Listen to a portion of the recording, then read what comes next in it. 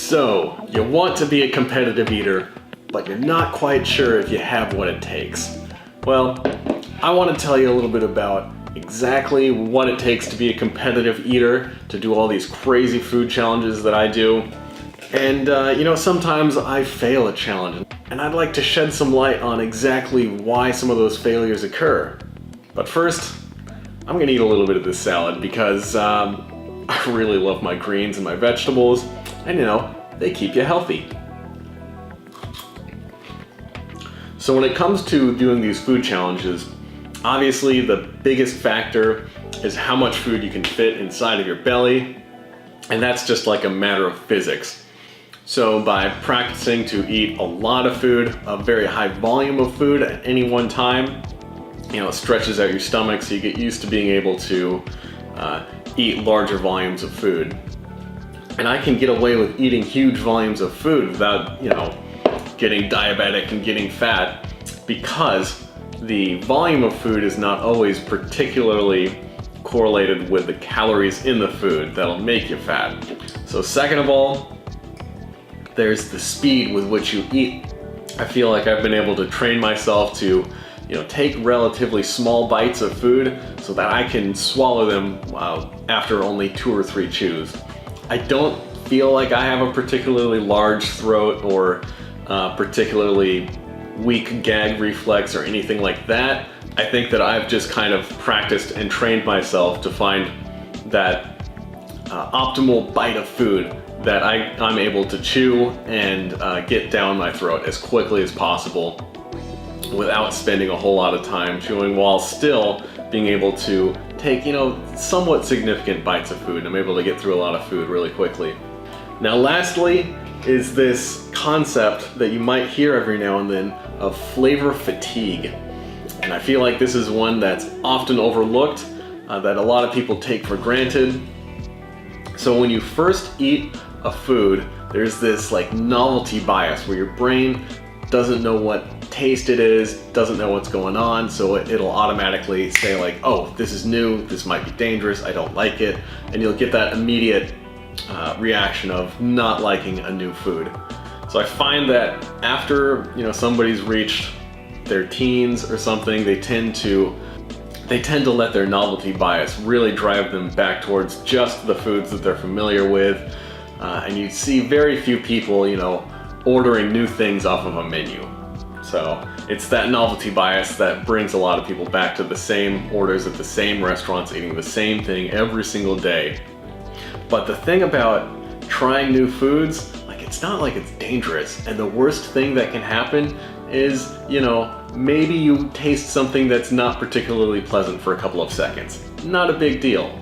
If you eat new foods, then your body is able to extract those nutrients, and it makes this kind of like nutrient to taste mapping or something along those lines that sticks in your brain. So after a while, say you eat a strawberry, if it's the first time you've had a strawberry, it might be a little bit strange, but then your body's able to extract those nutrients from that strawberry, and it makes this map to say, okay, strawberry flavor equals these kinds of nutrients. And as you go along in your daily life, maybe you exercise, maybe you're under stress, who knows what's happening, you're going to find yourself in a deficiency of some of these nutrients, whether they're macronutrients or micronutrients, it doesn't matter. So then your body is going to say, okay, I need some nutrient, let's say vitamin C. Then you'll start craving, fruits and things that your brain associates with vitamin C, like strawberries. So that's how you might come up with a food craving out of the blue. Now I like to leverage this by first of all going out of my way to try new foods all the time, as often as possible.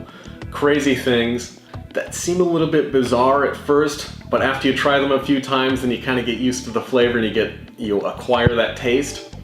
And second of all, when I'm going into a food challenge, then I look at what the primary nutrients are in that food, and I prepare myself by depriving my body of those nutrients beforehand so that those foods are then hyper palatable. So I'm able to really just ram through a whole ton of this one single food group to try to make up for a nutrient deficiency that I put myself in.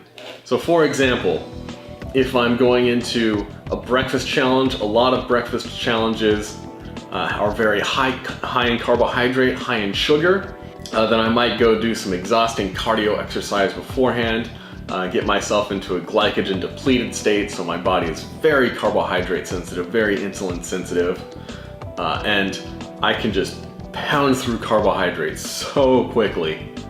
So this is why I don't think that having a favorite food or foods that you particularly dislike, something that makes a ton of sense.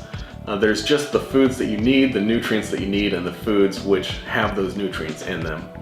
So there might be, some memory or association that you have with certain foods, and that might drive fine to be behind your favorite foods, not particularly the flavor.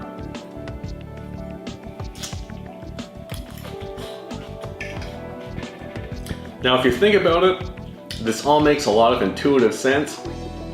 It's like your body has this sense of taste, there's got to be a reason for it, right?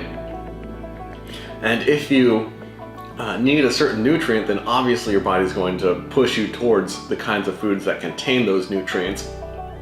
And likewise, if you have too much of a certain nutrient, then all of a sudden those foods don't taste very good anymore. If you haven't eaten for several hours, or if you haven't eaten all day, then a piece of cheesecake, that might be the greatest thing in the world. But if you try to have 4 pieces of cheesecake or 7 pieces of cheesecake, after a while, that's just gonna be nauseating. It's gonna be awful. So I hope that you guys found this a little bit informative. Maybe it gives you some ideas of if you want to tackle your own food challenges or enter your own eating competitions. So until next time, I hope you guys have a good one. Peace out and take it easy.